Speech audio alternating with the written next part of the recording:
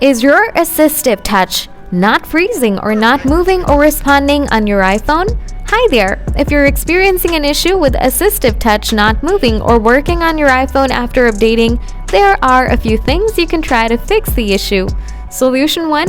Re-enable Assistive Touch.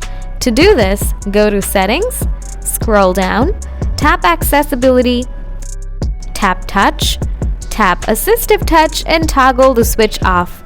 Then back on again. Solution 2. Restart your iPhone. Try to restart your iPhone simply. This can often fix issues with Assistive Touch and other features. After the quick restart, check whether your problem is solved or not. If not, follow the next process.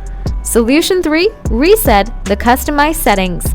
Go to Settings, scroll down, tap General, scroll down, tap Transfer and Reset. Tap Reset all settings. Do this to solve your problem. In one of these steps work, please let me know in the comments section. Thanks for watching.